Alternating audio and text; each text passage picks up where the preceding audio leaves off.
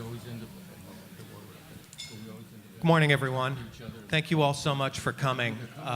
My name is Scott Ages, and I'm with the New Orleans Jazz and Heritage Foundation, which is the co-presenter of today's event, along with Austin Allen and Arthur Johnson. Where's Arthur? There he is, from the Lower Ninth Ward Center for Sustainable Engagement and Development. And today is one of our Dent Congo Square symposiums that we're holding in conjunction with our Treme Creole Gumbo Festival, which is going to take place right over here in Armstrong Park tomorrow and Sunday. So if you like brass bands and gumbo, definitely come on out to Armstrong Park this weekend. But today we're going to talk in relatively serious ways about some very interesting issues affecting redevelopment of our area and the nation at large, and also this immediate vicinity that you can see through these beautiful windows. And I'm going to ask Austin to say a few words. This is a first, this partnership that CSED has been able to do with the New Orleans Jazz and Heritage Festival Foundation, and I think it's proven to be something that we're very interested in seeing where we can take it in the future. I'm wearing two hats today. I'm with the Center for Sustainable Engagement and Development on their board. Arthur Johnson's the director and has been very helpful in making things happen for us here. And I'm also wearing the hat of an LSU professor who had a lot to do with trying to pull people together for the panels this morning. The three panels that you're going to hear this morning are Recovering Disrupted Sites, and there's a rundown of it in the program brochure. But we're going to start with the first one, which is Disrupted Sites. And I'm going to turn this over in about 30 seconds to Lynn Smith, who is the moderator and also a panelist here. And he's going to introduce the panel and get us started. We will leave time for questions and answers, but we're going to try and make sure that by 12:30 we've done all three of the panels. Lunch will be here, and we want all of you to join us for lunch as well. Okay, so we're going to get started. Thank you.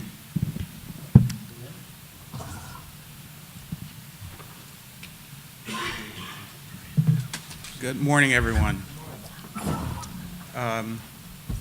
It's nice to see the sunshine. I'm from Washington, D.C. It was a little bit cold and dark and dreary there, but on another front, we're very happy that we have a returning president to the White House there, Obama.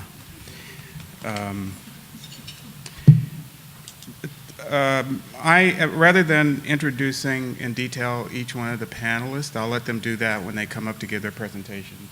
So they'll give you their own version of who they are. But the panel includes Doug Williams, Phil Gallegos, and Diane Jones.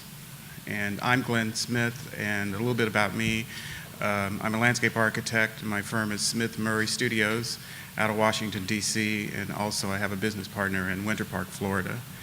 And I've been involved with community sorts of issues and neighborhoods of color for over 30 years, as well as teaching. So we're talking today about successful strategies for rebuilding the urban environment with dialogue and inclusiveness. Now let's see if I can do this.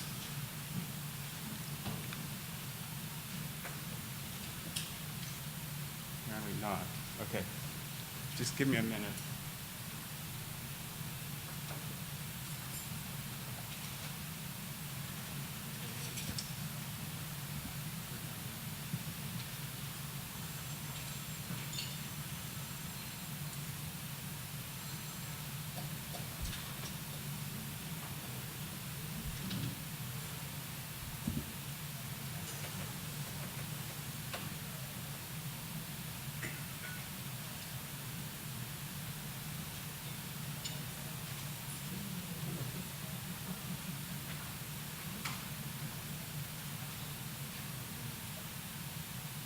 Thank you. Thanks. I thought I would start because there's a bit of irony that the site of Hurricane Katrina and this conference happening about 2 weeks after Sandy. And I thought it was interesting because we know a lot about what happened during and after Katrina and also continuing. And Sandy, actually, we're just watching a lot of the news and understanding what's going on there. And I think it's going to be a very interesting sort of dialogue going forward in terms of comparison, in terms of how Bush reacted, how Obama reacted, how FEMA reacted, what happens within the community. And already there have been signs that places like Staten Island have protested because they didn't get immediate assistance the way that the Jersey Shore did and Lower Manhattan. So I just thought I would bring this up because it's an interesting sort of parallel to what we're talking about today. But my quick discussion is about living in disrupted environments. So I'm not so much talking about environments that are post-catastrophe. I'm talking about the fact that in communities of color, people are always living in disrupted environments in some way. And in particular, environmental justice is one way that those communities deal with this disruption and try to find some order within their environments. And so these photographs are from Baltimore, Maryland, but you could find neighborhoods like this in Seattle, in New York City, in any of the 5 boroughs, in Chicago. It's just that the housing typology might be different. And in fact, people do live in this neighborhood. And this is the site of an East Baltimore project that my students worked on when I was teaching in Baltimore. So I'm going to talk about quickly two projects, and this is the Riverbank State Park and Hudson River Wastewater Treatment Plant. It is actually at around 135th Street in Harlem on the Hudson River. It sits 69 feet above the Hudson River. There's a 28-acre state park on top of the wastewater treatment plant. This plant was emitting noxious fumes into the adjoining environment, Hamilton Heights neighborhood, and the neighborhood, through the action of an organization called We Act, W-E-A-C-T, for environmental justice. And at the time I was teaching at City College of New York, and we worked with students and got some grants from the Van Allen Institute to work with the community to look at how they would spend $1 million, which was a settlement from the Environmental Protection Agency. And this is a photograph from the New Jersey side looking at the wastewater treatment plant. What we came up with was a booklet called Environmental Justice Is. And what came out of that was a sense of how do you empower neighborhoods in terms of environmental justice. And in particular, we looked at how do you provide this sort of equity, that empowerment comes from equity. So we were very concerned with the neighborhood people understanding that the open spaces that they had, understanding the nature of their environment and what they could do with this money to enhance their environment. So some of these points, public spaces, it really looked at evaluating unplanned spaces, streets for play, gardens and vacant lots, so that their concept of using the money was to put a garden in every vacant lot. And we wanted to expand their vision as to what could happen within their environment. One of the other points we looked at was accessing cyberspace. So putting internet superhighway into strategic locations so that the neighborhood could have access. Not everyone had computers at this time. This was 1995. Defining spatial ownership, knitting together sequences of spaces within the neighborhood, and also creating history, neighborhoods as collective memory, and a sense of community preservation. on the terms of the neighborhood, not superimposed by anyone else. So this was an interactive, educational sort of activity, giving the neighborhood people strategic skills so that they could be empowered to speak very clearly about what they wanted within their own neighborhood. The next project was also a project working with students. This was at Morgan State University in Baltimore, and Diane Jones was also, oh, there you are, on the faculty, was also involved in this project. And it was a group of fairly well-to-do Annapolis, Maryland business people who formed this organization called Envisioning Annapolis Foundation. And they were looking at what would Annapolis be like in 2060. So there were other universities involved. There was the University of Maryland, University of Virginia in Alexandria, and Morgan State. So this is sort of an aerial view indicating the different areas where the different universities looked. The red areas are the areas that Morgan State looked at. So in this diagram, this map, you can see the yellow area, which is a historic Annapolis. And the interesting thing about this project is that all the groups were looking at the historic core. All the discussion was about the historic core, how to deal with parking, how to deal with preservation. We made the argument in our group that that very wealthy, educated center had the ability to work out their own issues in terms of those areas. But this is a city of 5 million people in the metro area. So if you look at the red area, that is the area where 58% of the African Americans and 8% of the Latinos live. So we decided that we would look at that area in terms of strategies. And it was a great eye-opener for the community that had been so historically based within the center. You know, the Naval Academy is in the center, so there's a lot of activity going on there. But so the point is that designers have the opportunity, when you get projects like this, to really look at, for lack of a better word, the other people, not the dominant. Sometimes the dominant group is not the group that really needs the assistance or the empowerment. So you can see here's a very beautiful photograph of what the historic core of Annapolis looks like. It's not unlike, you know, Boston in a way.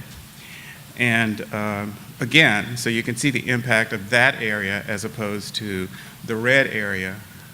And this is the sort of housing that you get for the other.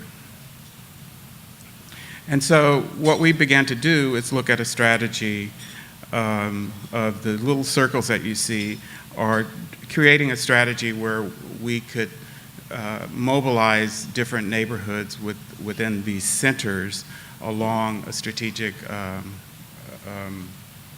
highway system that ran through the neighborhood.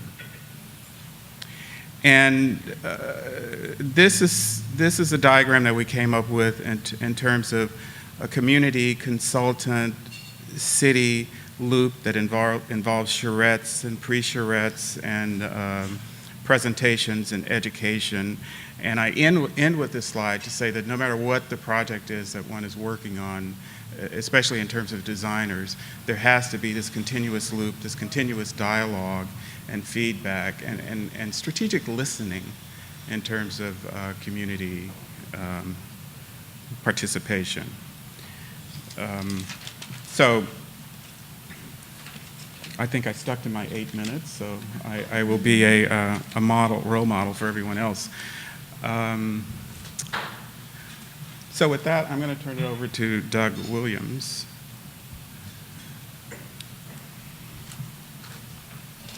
Thank you, Glenn. I'm Doug Williams, landscape architect, horticulturalist. And I want to say it's a delight to be back in New Orleans. I was here a year before Katrina, ironically enough, for the American Society of Landscape Architects Conference. And who knew? It's beautiful to see New Orleans still standing. I can, on my way here, I drive and I listen to my Bible on MP3 now. And I was listening to the Old Testament, Nehemiah, and in there it speaks of where the trumpet sound can be heard, God is there also. I was thinking of my own jazz collection of New Orleans trumpet players, Mayfield, Armstrong, Marcellus, Blanchard, Christian Scott now. He's changed his name. He's on to his Zulu name, I believe, New Orleans name. And so I do hear the sounds. I think about my time as growing up, what was I going to become? And it wasn't a horticulturalist or a landscape architect. In fact, I told my mother once, I said, oh, I'm going to be a Congo player. And she said, oh, that's nice, baby, but you're going to try something else. So I thought about being a trumpet player. I heard Miles Davis play, and I thought to myself, okay, that's cool, you know, Birth of the Cool, all these great songs. I even became to understand Bitches Brew to some degree. And I realized it was a lot harder to play a trumpet than just blowing and pushing the keys.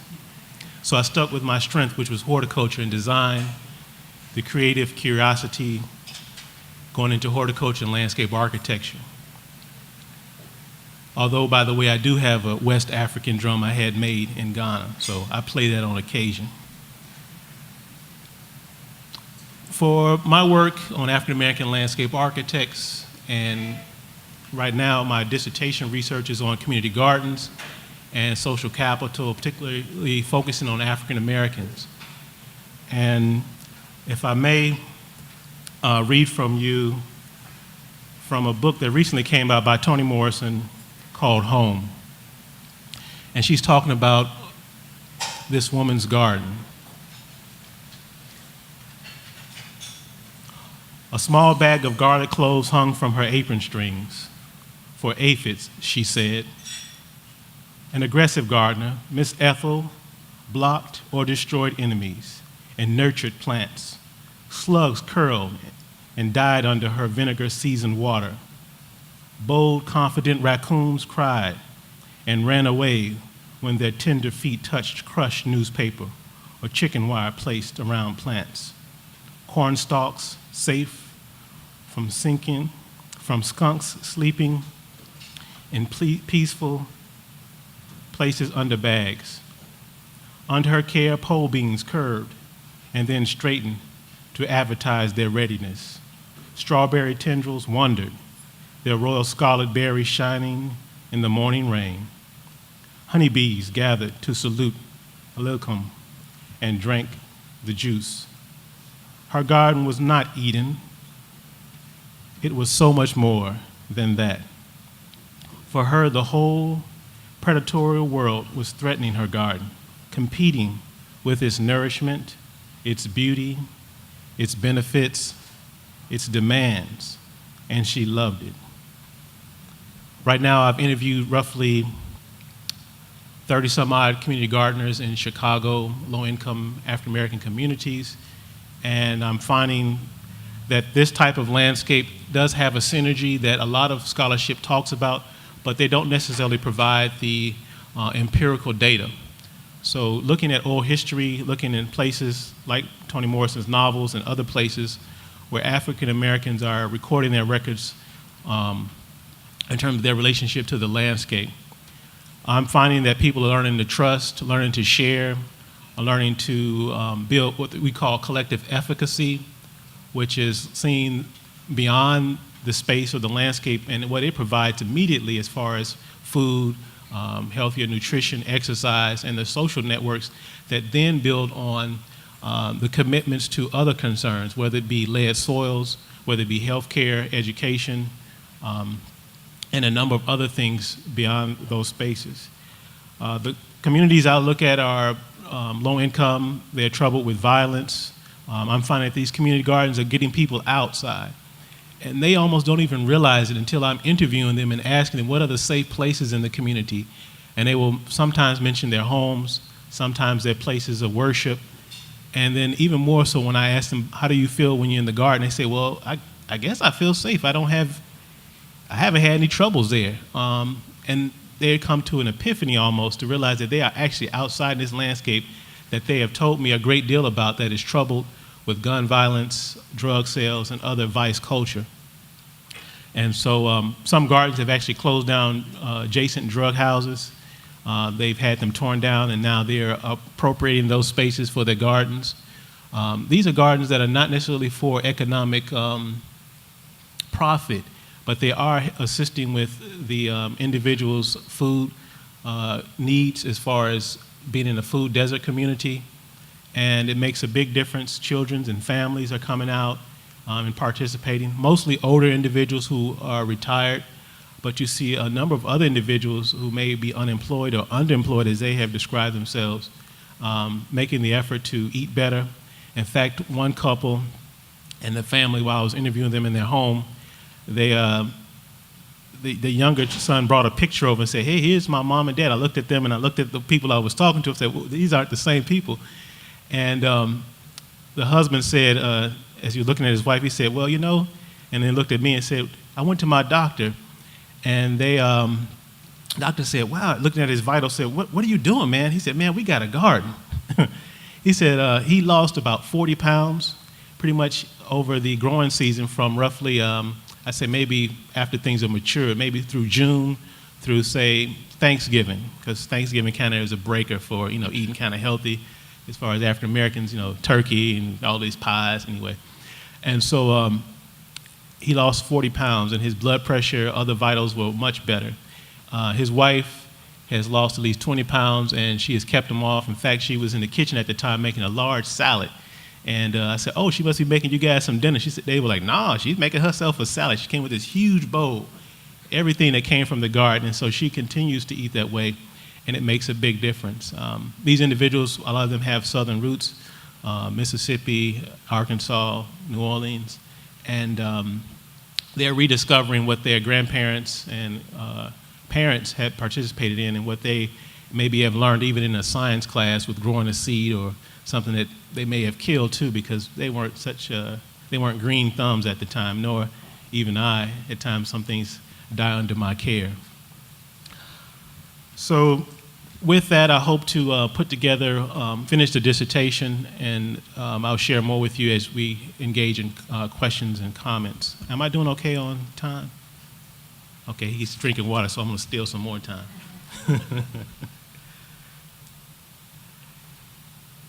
And I kind of know this one by heart, but I'm just going to, for the sake of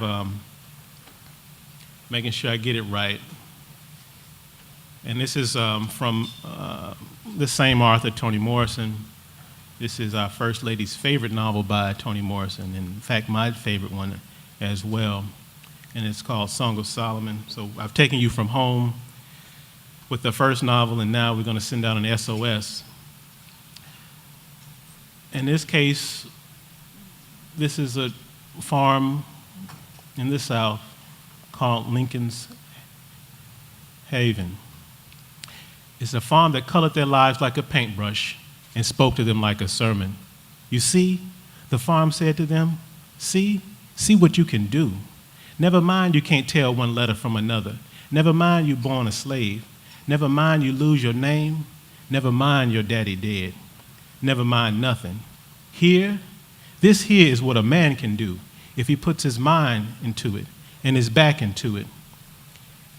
Stop sniveling, it said. Stop picking around the edges of the world. Take advantage, and if you can't take advantage, take disadvantage. We live right here on this planet, in this nation, in this country, right here, nowhere else. We got a home in this rock, don't you see? Nobody's starving in my home. Nobody crying in my home. And if I got a home, you got one too. Grab it. Grab this land. Take it. Hold it, my brothers. Make it, my brothers. Shake it. Squeeze it. Turn it. Twist it. Kick it. Beat it. Kiss it. Whip it. Stomp it. Dig it. Plow it. Seed it. Reap it. Own it. Buy it. Sell it. Build it. Multiply it.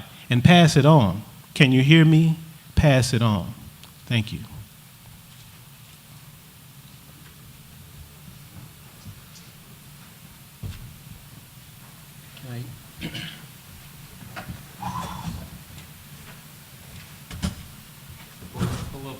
My name is Phil Gallegos. I come from the University of Colorado, Denver. I'm also have taught before at the University of Hawaii in Manoa and the University of New Mexico as well. I'm going to pull up a little presentation. I think I just have 8 images. But you think it's hard looking back over here into the sun? That's the hot seat over here. And some of us can take the heat and some of us can't, right? So we have to move up. So, Phil, sorry to interrupt you. What's the title? it says NO, Disruptive Communities. There you go. Thank you very much. And I think the best part about having a panel discussion is that we all have a chance to be able to talk to each other. We can both talk to each other in professional terms or community terms, or we can talk to each other in terms of materiality and the ability to get things done that is very left-brain directed. I'm a very left-brain directed kind of a person. My original degree from the University of Notre Dame was a kind of an architectural engineering degree, and I since have done work in I had a master's degree in urban design and also then doctoral work in design build. So I consider myself to be a builder, and I wish I had the literary abilities to be able to write. I don't. All my kids, all my children are creative. On the other side, my daughter is, I have 2 daughters that are actresses and singers, and they perform in Denver. So they make fun of me a great deal. But I am who I am, which is to be kind of left brain directed. And one of the things that I've been doing in my work as I've moved across this country is to take a look at communities that have been contaminated. I began life, as I said, as an architect, but I began to realize that we're so interrelated in so many different ways that it becomes difficult to sort out an individual problem. And I've been convinced that it becomes, on the professional side, it's about collaborating of ideas, literary ideas with someone who is only a number cruncher, as well as communities that seemingly are in conflict, but are actually only in competition. So this first slide, this first image I have is about corn. I've done some work in New Mexico, the Albuquerque rail yards, in which it's an incredibly contaminated site, and the city is now talking about developing that site. And so we've done a little bit of work. There's a great deal of work that's going on by the parties, and there's an enormous investment that the city wants to make. Well, the other part of that then is that so much of my community is migrating north and south. I know it's really difficult to see. I have to do the same thing when I look at this. We also then did some work, some quote international work in a place called San Juan Comalapa in Guatemala, and it's a very, very disruptive community, disrupted in the sense, in a political sense as well as an economic sense. So one of the things that we talked about here as a panel, and we can enter into a discussion about, is are the political disruptions, race disruptions, and economic disruptions. And I would say that of all of these, probably the one that interests me the most is our class disruptions, because it doesn't matter what economic scale you come from or what racial divide you're from. And by the way, the racial divide, I believe, is changing very rapidly. My grandchildren have dual citizenship in Belgium as well as the United States. My son-in-law is also an African American. And so this whole notion of being at a center of whoever we think that we are is really being completely destroyed today. It is no longer that I'm a Latino or I'm an American, or even that I'm a norteño. We're so interconnected, I can't believe it. When I went to, just one quick aside, when I went to San Juan Comalapa, the bus driver that took us around, spent 2 years in Atlanta, and he also spent a year in, what was the other city? No recuerdo. I can't remember what the other city was. But he knows the United States as well as any of us, and yet he lives in Guatemala, and we could have conversations about the relationship and the fluidity of movement from north to south. And it's changing the demographics enormously. Colorado, for instance, which used to be a very red state, has now turned into a blue state. And the demographics, everybody's talking about the demographics. Well, those demographics are really beginning to impinge on neighborhoods and the whole idea of a single neighborhood. For us, and where I have to start, and there's so much that I've really struggled with how to take something like this and pare it down. And I begin with food scarcity, and that's the reason that I have corn. In this image here, and the one on the right, on your right-hand side there is an image from a mural that I saw in Guatemala, and it was about the four kinds of corn that are grown there. There's a white corn, a black corn, a blue corn, and a yellow corn, and they each have a symbolic reason. It becomes the one thing that people are able to hold on to.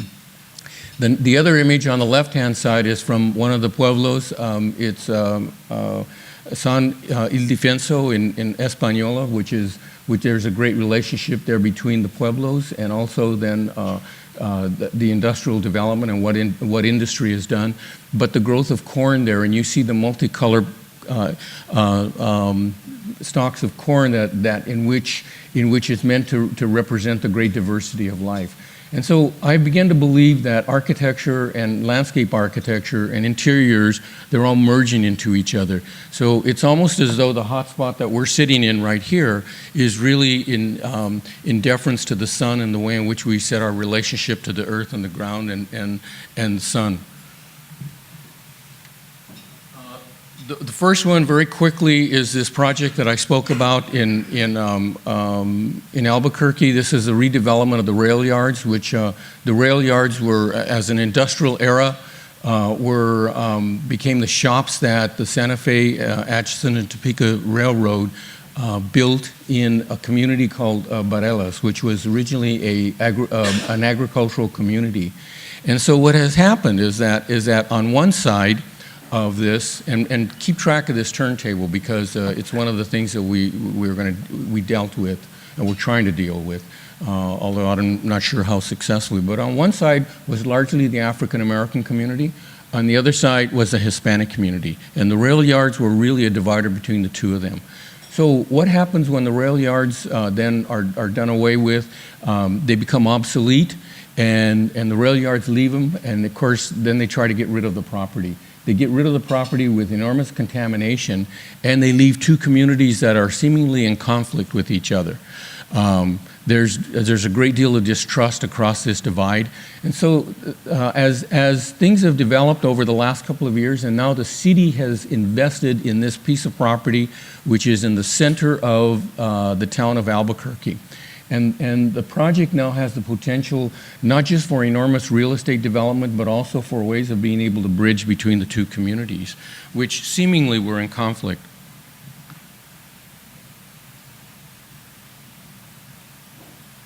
So one of the first things that I had my architecture students do was to do research on plants. And I said, now look, you will not be a landscape architect, but you've got to do some research on plants. What can we do with this contaminated site? And one of the big pollutants that we had there on the site was lead. So the first thing that they did is they went to EPA, which is just down the street from us, the Regional Office of Environmental Protection Agency, went through their library, and behold, they found a whole series of plants that had the ability to mitigate lead and lead poisoning. And of course, we also talked about food scarcity and community gardens as well. But the community gardens for us became a kind of a secondary phase. So as this left-brain person, I wish that I can get into the lyrical qualities. Unfortunately, that's just not what I'm able to do. But instead, we took a look at, if you will, almost the mechanical qualities of what we could do. From there, I could go forever on our discussion, but this just gives you a kind of inkling of what needs to be done and some of the ways in which we can address this. So the question becomes, how can we use the environment, the architectural environment, the physical environment, the civil engineering environment, to be able to create a change, an economic change? after a whole series of discussions, one of the things that we did is that there was a big building on one side of that, and one of the things that we decided to do, or this group decided to do, this is just one of the groups, is that we would take some of the built environment and turn it into a storage and transition area. So it was a storage building, it's basically just a warehouse, all concrete. But in that concrete building, what the students proposed was to be able to create a market. And creating the market, being next to some existing rail lines, allowed us to be able to make a transition. So if you have plants and they have a remedial quality or food production quality, why can't we use the building as a place, as a kind of a business center that focuses on plant and plant life, transition that into this turntable, and the turntable becomes a series of planting opportunities. And so I only showed you one plant, and there was a whole series of discussions. Architecturally, what does it mean? From a landscape point of view, what does it mean? And from an economic standpoint, what we were proposing is that this become a center for generating plants that have remedial qualities as well as food production qualities. And so you see with this turntable the ability to be able to take plants and bring them in and out, grow them on beds and pods, and then put them on the rail line and be able to send them north and south. The city is currently looking at these kind of ideas. It may be somewhat naive in terms of the economics, but the physical reality is that all of the infrastructure is there already, and it's been completely disused. Just a quick shot. I won't spend much time on this, but the graphics I thought were incredibly beautiful. I know it's hard to see, but these students then were able to make a presentation which, and I wish I had this quality, but they raised to the level of lyrical use, of visual lyrical use of this potential economic development plan. And I got to tell you, I've talked to a couple of you that are developers here. When you're a developer, you need every tool in your arsenal, not just a pro forma, but you also have to be able to sell an idea.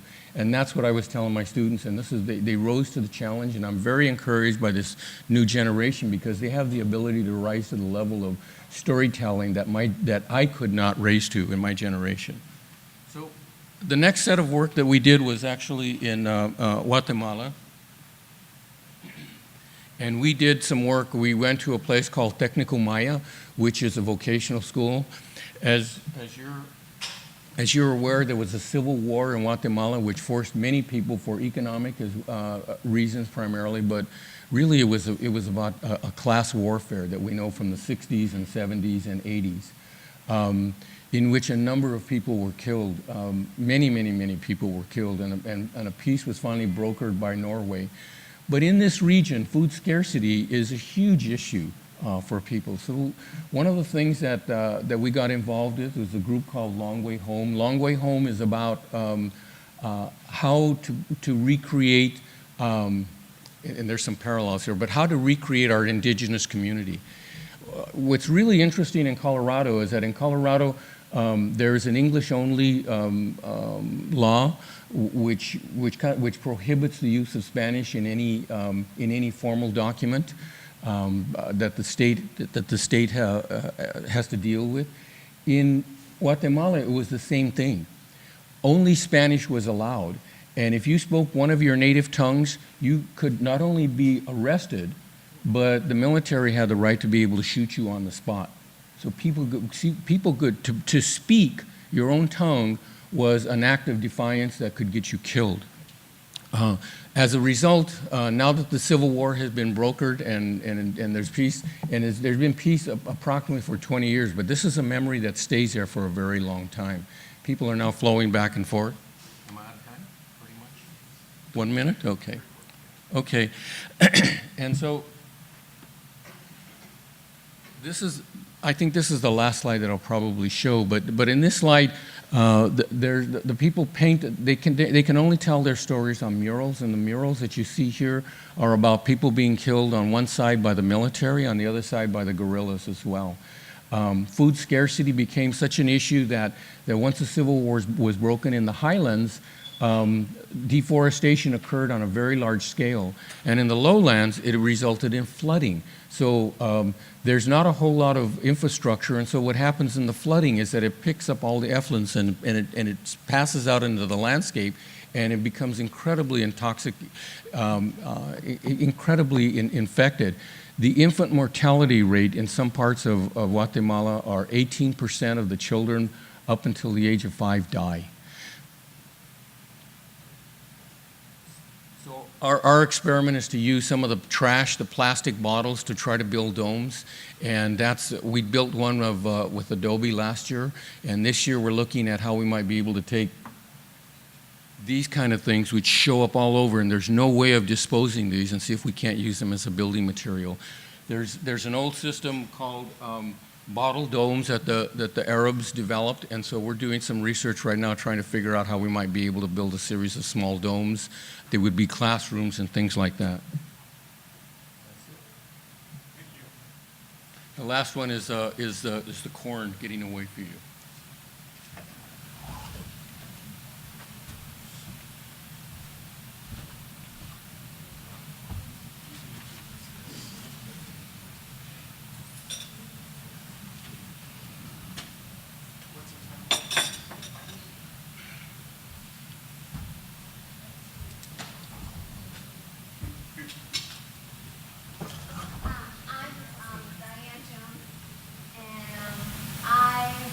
In New Orleans since 1986, actually, and I still practice here.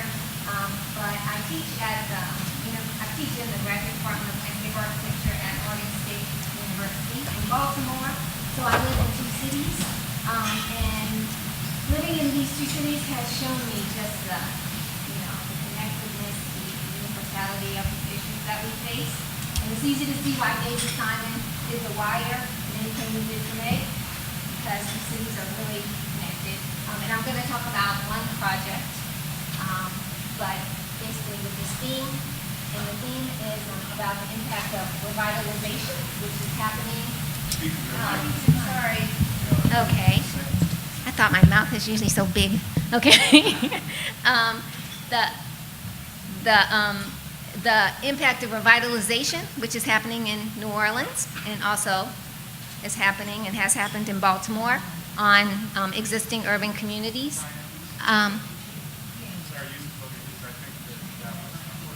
Oh, really? It's better? I can't see my slides. I wanted to see my slides, that's why. Can I take it out? Can I take this out? Take this over here. That's me, the woman.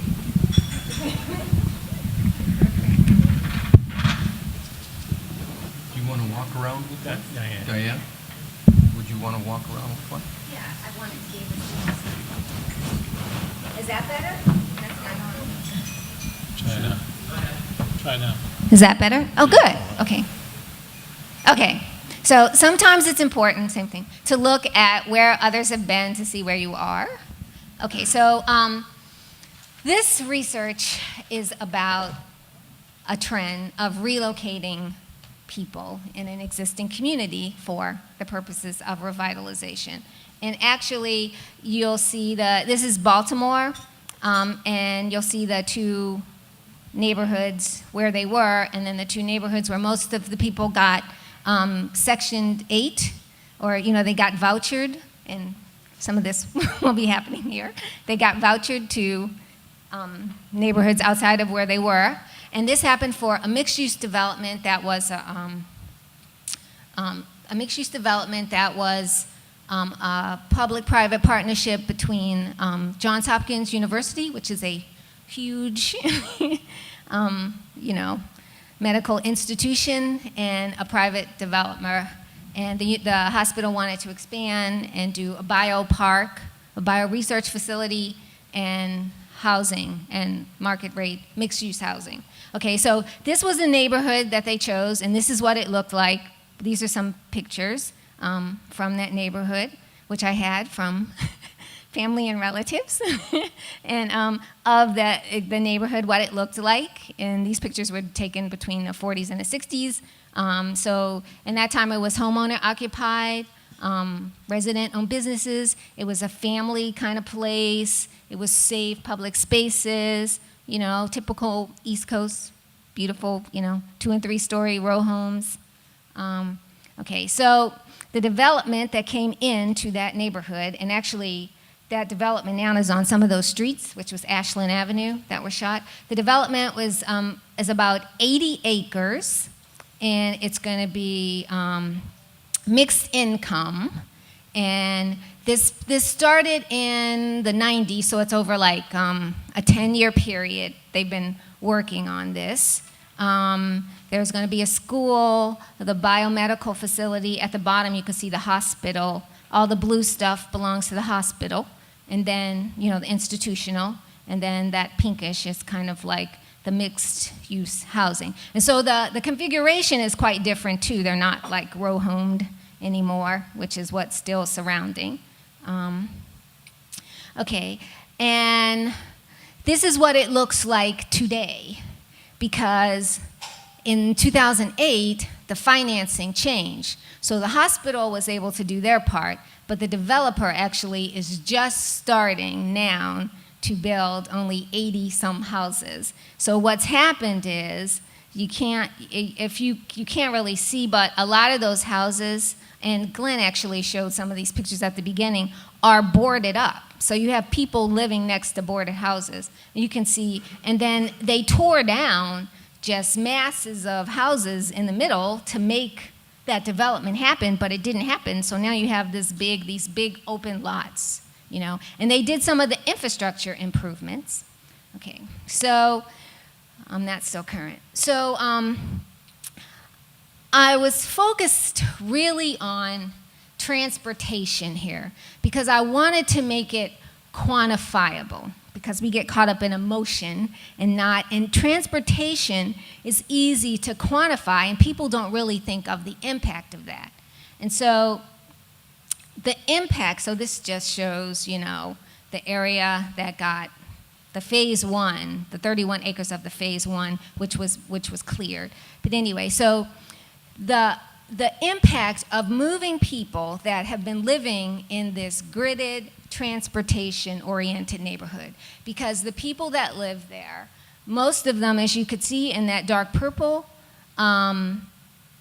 these people, their means to work was public transit. Because in that neighborhood, there is a subway, there are like over, I think there's like 30 bus lines, 180 bus stops. I mean, I have the numbers on there. I'm kind of, there's also light rail. So they were in a transit-oriented neighborhood. And a lot of them worked. This neighborhood is close to, it's close to the inner part of the city. So a lot of them worked in the businesses downtown, or what little bit of factory is left around the harbor in Baltimore. So these people were close to work, close to transit. And you could see that was their means to work for those two. So those two tracks are the tracks in the middle that you saw. And you could also see vehicle availability. So most of these people had no vehicle that were living there. So the owner-occupied homes, even the people that owned it out, they had no vehicle because they walked right out of their door and there was the bus stop. Or they walked the 2 blocks and there was the light rail or the subway, so they didn't need a car. Okay.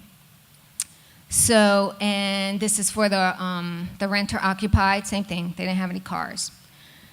And so the physiography, which is really important. So it was a gridded neighborhood, meaning, you could walk, it was really connected, it allowed people to walk through, it allowed you to be, connected to your neighbor, it allowed connection to, the uses. It was that urban form. It wasn't the suburbia form, which has a lot of cul-de-sacs and is meant to keep people out. So they lived in, and you could see the kind of mix of land uses that was in this neighborhood. Okay, and the density, it was dense, it was populated. And this is pre the revitalization. And now you could see all those green dots are bus stops. So if I lived there, I could easily get to a bus, no problem. And the reason why that's important is because buses get you to what? It gets you to work, it gets you to shopping, it gets your kids to daycare, it gets you to food, Getting to transit is really important. Okay, so now this is where people were scattered. It was, at this time, my numbers were that there were 400 families, but it turned out that there were 800 families. So the 800 families that were displaced were scattered like dots, but you could see most of them went to the tracts that were to the northeast. Because Baltimore, New Orleans is not quite like this because of geography, but Baltimore is really kind of divided culturally between, you're from East Baltimore, you're from West Baltimore. The Wire, for instance, was shot in East Baltimore. So, so this is East Baltimore, and most people in the East wanted to stay east, so they went northeast to the suburbs or outer urbs east. Okay, now, if you went to the relocation neighborhood, it's just the opposite. Most of the people in the relocation neighborhood where these people were sent had cars. So here you come to a neighborhood where everybody's got a car but you, okay? And you could see even for homeowners and even the renters that lived in that neighborhood had cars, okay? Because you could see that, the red and the blue. So the red is showing that the vehicle occupancy, and I looked at 2 tracks that people moved to. So all these people had cars. And you can look at the physiography, okay? Meaning before it was a grid, now it's typical eastern suburbia, or, it's typical suburbia. Suburbia, the pattern is cul-de-sacs, not through streets. And suburbia was designed, or outer urbia, because this is still the city, but it's the outer urbs. Suburbia was designed for cars. So it was designed so that, and, people wanted that American, the English common lot dream of house on a lot, so it's not row houses anymore either. It's a house on a lot and, cul-de-sacs. And so here I'm having to move out to a place where I don't have a car. I'm used to just walking to the store or walking to where I have to go, and I'm in outer urbia. And Section 8, at least there, I can't speak for here yet, or I'm studying it, but Section 8 in the East is targeted. If you have a Section 8 voucher, you can't go everywhere because you have to go where those houses are, it's targeted. They put those units, and of course, they're not going to put them in certain neighborhoods, so they target, so they're kind of placing you in this environment. Okay, sorry, let me whip through it. Okay, so yeah, you can see. Oh, see, so this is a big difference. So you see that? That's how many buses you have, as opposed to before, there was all those buses. And now you're stuck with, I think there are 81 stops, 11 lines where there were, 100 and some. Well, there it is. There were 200. You came from 250 stops to now you're at 81 stops. You had 19 lines before. Okay. And so this is the conclusions, basically, you get it. I'd have to beat you over the head. And then there was also the issue of housing. And just recently, so I got this from October 24th, okay? One of the builders working for Forest East City, Baltimore, in the EBDI development, which is the name of that development in the city, is holding an open house Sunday, so October 24th, it's a couple Sundays ago, right? To get that potential buyers can get a feel for residences that they expect to construct in the footprint of the 83-acre urban renewal plan.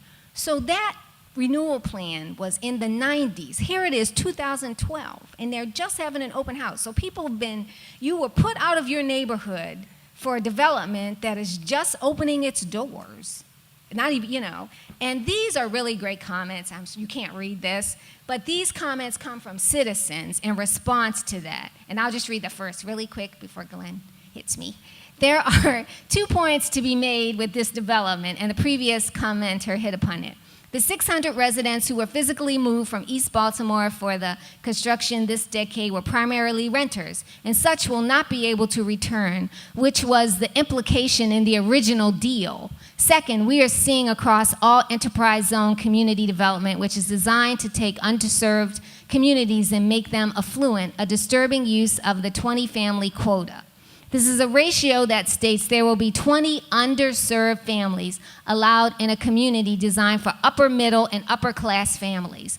We are seeing even that family number further distorted by the including low-income housing with single bedrooms less, which means there will be no family. The point is, we are seeing a deliberate disregard to the terms of the original relocation agreement, and we are watching a totally illegal development ratio regarding people and class unfold. These are equal housing, equal opportunity issues that are constitutionally guaranteed. In effect, access to what will become the best schools. Everyone knows this, so the question is where all the public interest and public justice organizations whose job it is to advocate for these people. Thank you. Okay, I'm sure you all have questions.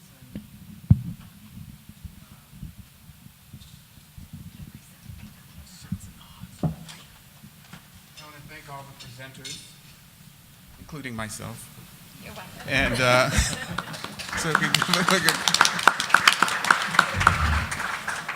at, could I hold, you'll be the first one, sir, but I'd like to ask a couple of questions of the panel first, and then not all of you have to answer them, and then open it up to the audience. The first is an observation, which is a lot of us have discussed projects that we have an interface between professional practice and education, teaching, and that a lot of the projects that we showed involved students. And I think I didn't realize that before, but I think it's a great thing because I feel in higher education, we're training leaders, the next generation of leaders. And if they're sensitive to these issues, no matter who they are, I think American culture is all the better for it. So my first question is this idea of disrupted communities, especially communities of color, since they're already disrupted, when there's a catastrophe, it's sort of a double hit.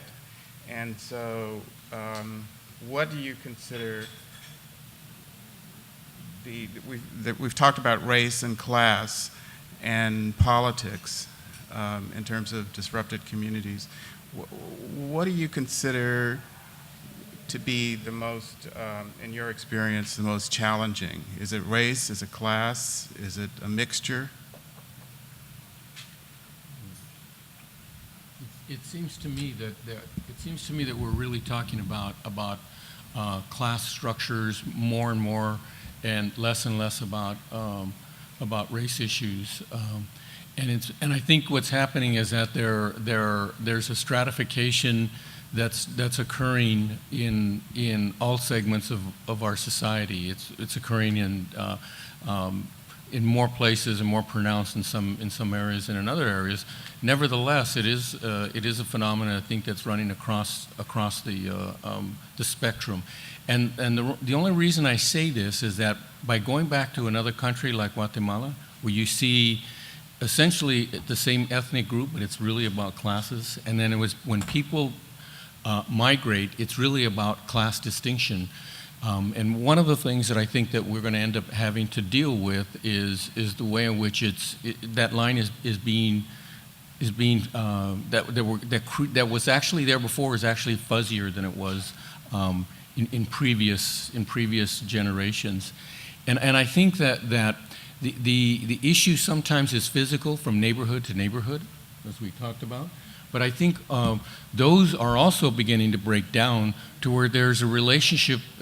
Communities are no longer completely in conflict.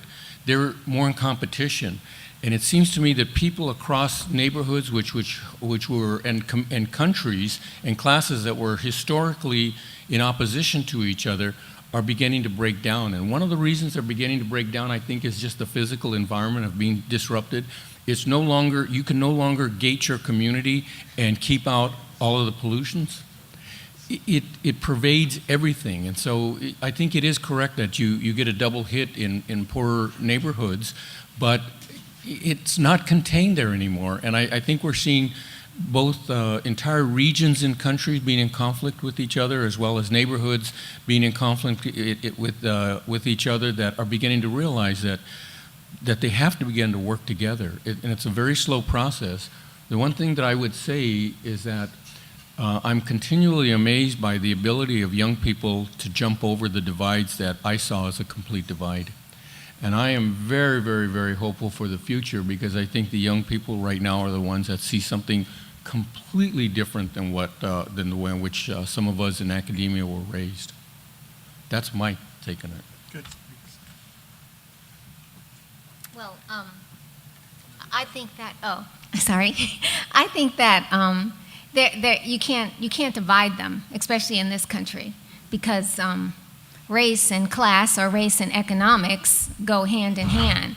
I mean, from the beginning of time in America, the system of slavery was a racial economic system, and usually poorer people tend to be of a certain race. Now things are changing, but I think I usually deal with those things in concert, because to me, in this country, you can't really divide those things. Space and is, usually place and race-based, the way things are, and economics is race-based, because that's just the way things happen to be here. And we're reformed here from when, we landed on the American Indians. But so. Great.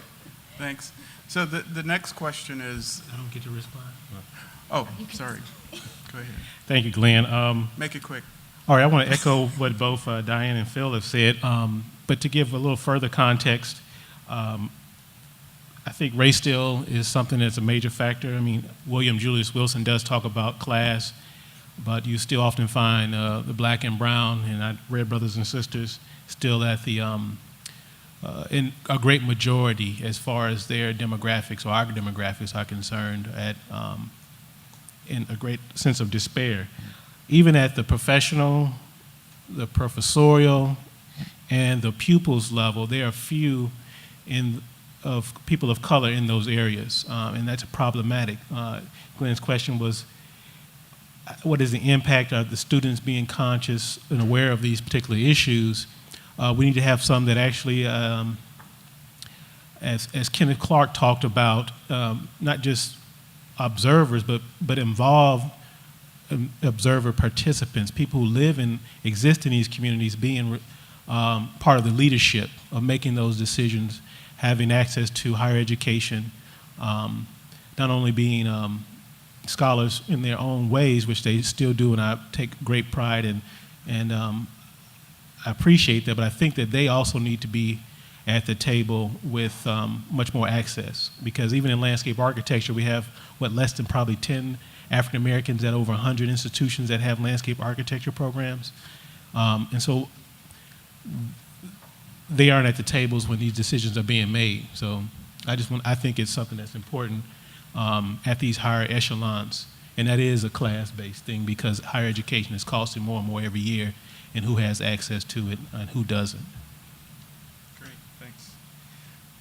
So the last question before I ask the audience for questions is, since we're all designers, what do you see as some ways to resolve this issue of disruption, whether it's existing within certain communities and this overlay of natural disasters, to create what I call productive? Today I've thought about it as not just recovery, but productive recovery, which means that there's some factors that where you can gauge if the recovery has been successful. So what do you think, as a designer, what are some of the ways that you think can help to produce this productive recovery? Well, I think that, these problems, if you look at the case I presented, it was basically spatial. It was the fact that people were relocated from a certain environment to one that was not foreign or conducive to how they live. And so I think that these projects need to be, from the beginning, realize that. And as design, these things need to be, the process, they need to be phased. The big issue there, the outcome is that land was totally cleared and people were moved and nothing's been built except for what the hospital's done. And so if these things were designed, if the process was designed, the physical planning resulting in physically what happened was, processed and designed in a different way. If that, a simple thing would have been to phase that. Even if you're gonna move all these people out, they could have stayed in their environments for a longer time, and a process, a way to how to have them adjust to where they were going, or a way to include them in the process. So I think as designers, we have to speak up more and really think out about how these processes happen, and we can impact that if we're willing to have a divorce and a voice. And obviously, the designer in that case, just was what happens lots of times, just like the community. Designers are just kind of on the other end and don't speak up, just do what's planned, But I think as designers and community, coalescing with the community and speaking up to change the process and the way these things happen. Well, let me kind of go out on a limb as well, just a bit. I believe the design professions are changing radically. What I've seen in my experience, in my short experience in a relatively confined geographical area, is that the nature of what design used to be is no longer the same.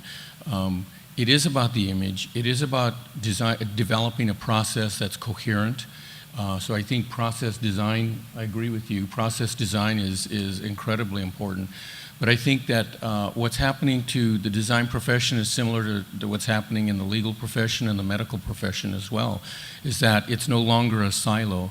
What we have to do, just as a doctor or in the medical profession, you have to bring medical skills, we have to bring design skills. But it is no longer enough to do that.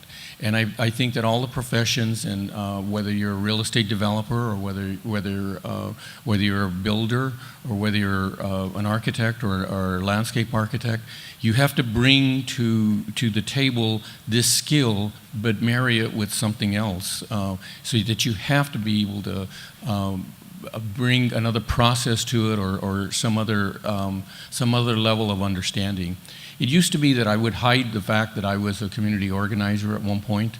Now that we have a president that was started out as a community organizer, I'm no longer ashamed of that. I used to have to separate that between the academia and the work that I did, as well as my profession when I operate. But also, then I had to be like a different person, which to be a Latino in this country is really.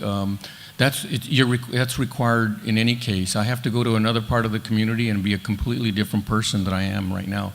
So that we have to bring to the table, one way of saying it is a passion, but we got to bring a passion about something else, whether it's construction or whether it's finance or whether it's real estate development or whether it's community organizing or whether it's economics. And I think that we can no longer depend on just simply one thing. I would point out the fact that many legal offices today, their bread and butter was to write contracts.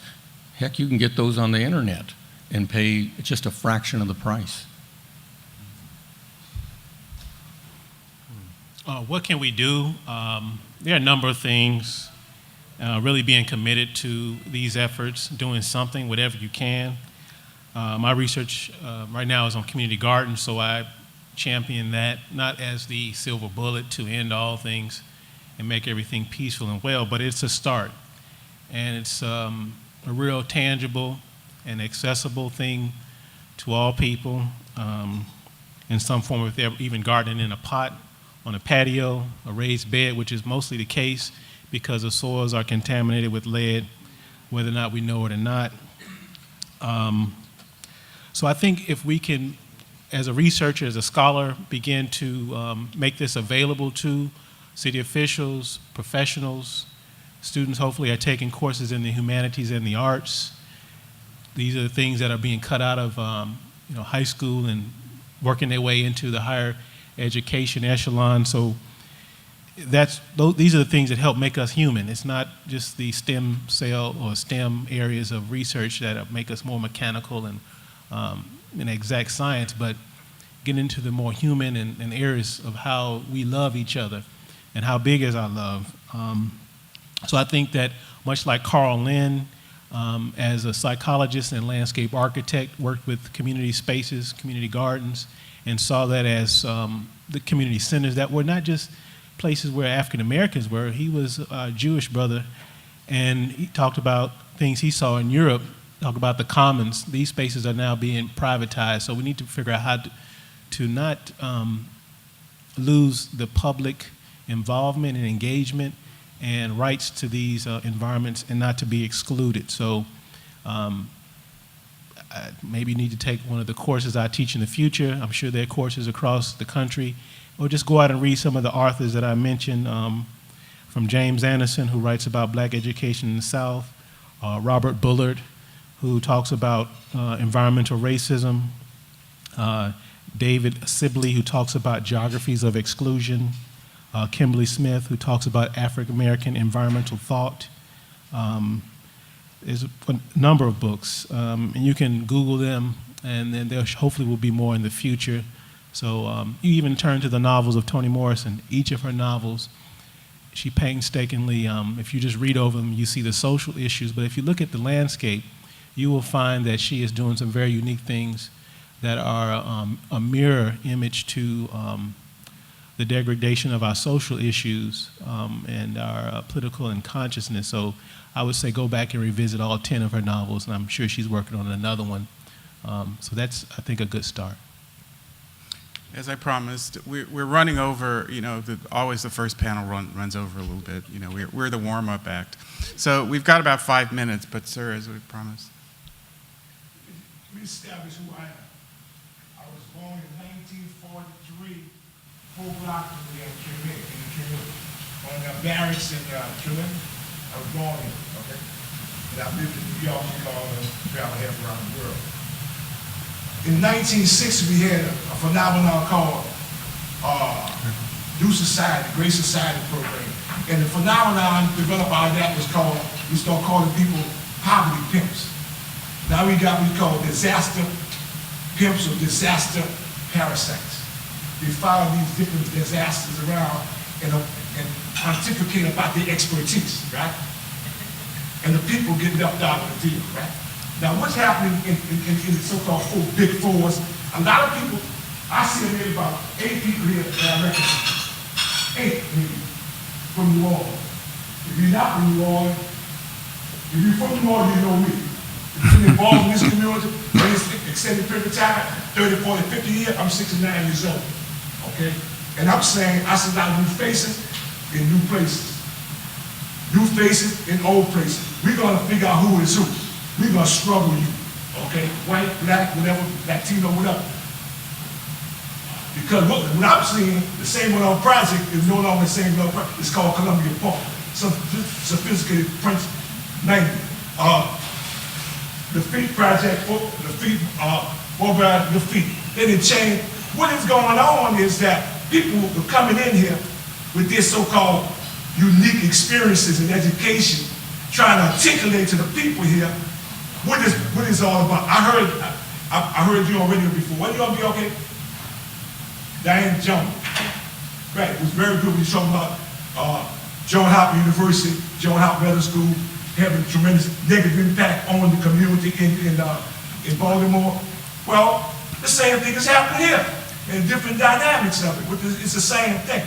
And what I'm saying, if you're gonna get real, I can't miss meeting. I heard about, who was on the radio yesterday? Was you? No, it wasn't me. There was a young man was talking about the fact that you had the program gonna have today, right, this morning, 8:30. Now, I said 8:30 in the morning. What working class black people could afford to come at 8:30 in the morning? You know where they at right now?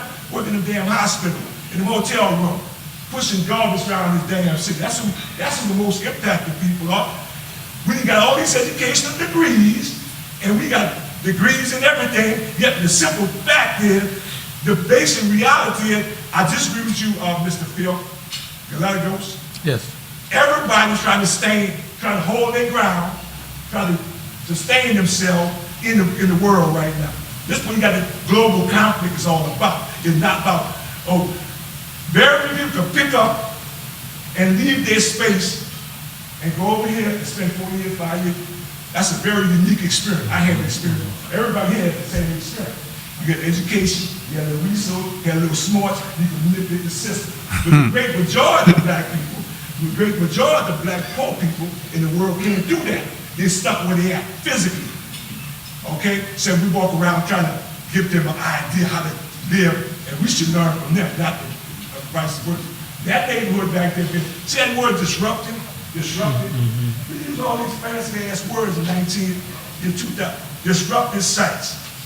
That neighborhood in Lower Ninth been damn disrupted since it's been there. You know the history of this city. This city is, I done travel all around half around the world, and many cities, I'm a photographer, I got a lot of great pictures of black people struggling against this racist capitalist system, right? And what I see in New Orleans, people trying to tell me about New Orleans, they don't know who the hell they're talking about. That neighborhood been disrupted. Every black community in New Orleans has been disrupted for hundreds of years. That Treme was disrupted because it was trying to isolate the black community in America. Let's talk about racism and class. This country have always suppressed, denied, maligned, marginalized African people, right? So we come around talking like unserved. We got a whole new language now. Underserved community. No, oppressed community. Economically oppressed, politically oppressed, socially oppressed, psychologically oppressed, right? So we talk this little language and I get frustrated. Because guess what? I went to Berkeley. I went to Brooklyn College. I went to Southern. I went to Dillon. I went to Delgado. I went to a lot of universities studying photography, filmmaking, psychology. And I'm saying all that bunch of bullshit. The deal is this. We either gonna struggle to transform America's side, or we bullshit each other. With all these degrees we gotta look at one thing. We gotta stand on the side of the oppressed. We gotta stand on the side of the most disadvantaged people in the world. And that's a struggle because you gotta lose something. You might lose your life. You might lose your prestige in the certain social circles, professional circles. My thing is this, I struggle for the oppressed. That's what I represent. I don't represent no damn. I'm not a photographer per se. I'm not this, I'm not that. I'm a man who's trying to struggle. Like Edward Cabral said, I'm a simple African man trying to understand my time and participate in transforming the reality of African people on a global level. Thank you very much. Are there any other questions?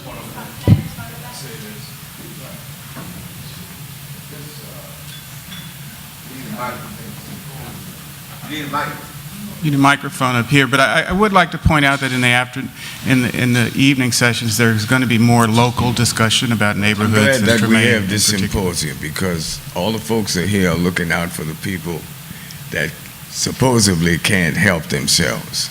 You're speaking and you're on an upgrade that's going to help the ones that have problems. And if what we're discussing won't take place, it won't help these other folks. You know, so I'm not going to downsize this because you're speaking and you want to help the ones that you feel are underprivileged. And there's an intelligent level that you have to deal with in this world, and most of you are in like a middle class, so it's the middle class helping the underclass. So I'm glad that you have this. I'm 79, so I grew up in Treme, you know, when Treme was, and I've seen the different movements, I've seen the revitalizations and all that, but you can't stay in one spot. Treme used to be called Liberty Street, so I grew up with Uncle Lionel, and I know the whole history of it. But what we're doing here today is going to help the city and the underprivileged. Great, thank you very much.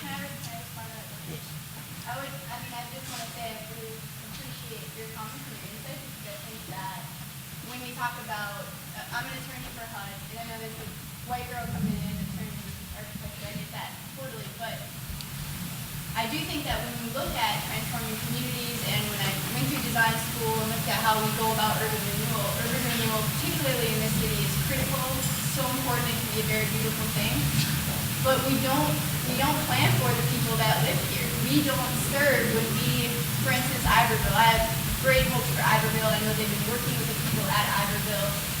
Now I thought working with Iberville is great, but when you look at these mixed communities and how communities are changing, I would like just to know from you guys, do you see, we talk about the blending of policy and law and architecture and the people, more importantly, more than anything, do you see ideas like rent stabilization or rent, maybe not rent control, but these ideas that allow for urban renewal to happen without displacing everyone who already existed there? I mean, I think that's part of the problem is what always goes with urban renewal is the displacement of the people who were in that community in the first place. And I feel like it's how we can fuse that gap. I mean, it ends up with stuff like this and people getting pissed off and saying, yeah, you say you come in with fancy terms and fancy ideas and that's great, but like, is it really for us? You know what I mean? And I feel like that's been the biggest question at Iberville. Is this really for us? And do we really get to benefit from this? And I think as people who are trying to serve and work with these people, I hope we can strengthen that promise to them that this will benefit you and hopefully other people as well. And this won't cause property values to be so high that you have to get out because you have no choice. You know, I feel like until we can do that together, parallel and tandem, I mean, it is just a bunch of BS. And I totally understand your frustration, even though I can't say I've been a direct impact of it. I get it. I feel like there's a lot of people out there that feel that sentiment. It's important to listen to that. Okay. And actually, that question might be more appropriate in the afternoon when they're going to really focus on Treme. These panelists are all from out of town. But if anyone wants to answer that question. Well, my answer to that is, and I'll go back to that case in Baltimore, which would apply here, I think, going forward, is I think this is a bold thing. I think you have to be honest with people, and I don't think we're being honest. If you look at this case, the ratios of how many people, when you do these mixed, you say you're going to do a mixed-use community, and how many people come back. Well, the people can't come back because the projects take so long. They've moved somewhere else. They've been forced somewhere else. And by the time the project's built, so I think you have to be honest with people so that they can adjust, so that they can know that I'm going to this place where I probably have to have a car or how I'm going to get to work and not live in fantasy land. I think we have to be honest, and maybe that's, from the federal government down to the city who's in association with it, to the developer, to the professionals working on it. And I just don't think we're honest about what's really happening, So I think that's right. I wore a hat as Deputy Director of Redevelopment for Prince George's County, Maryland, and we had a very large project, and actually most of my work for a year was supervising a staff of 13 in relocating people.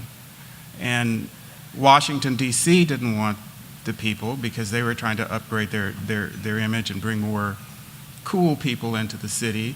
And Prince George's County was trying to push them away. It was a very difficult situation to work with them because, you could feel that there were all these people who were being pressed at the boundary between Washington, D.C. and the Prince George's County line.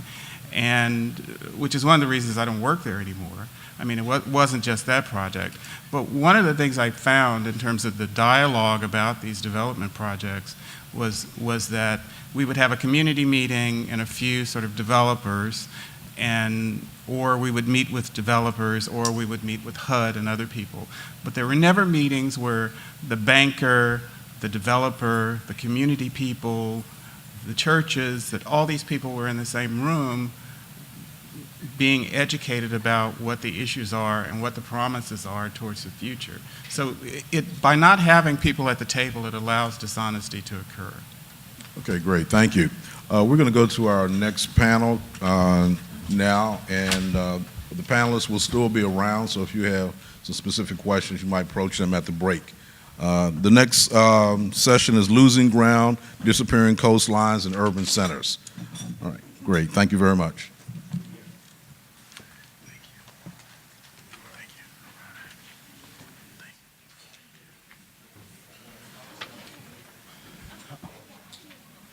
We're just going to take a brief 3-minute break to let our panelists get settled down.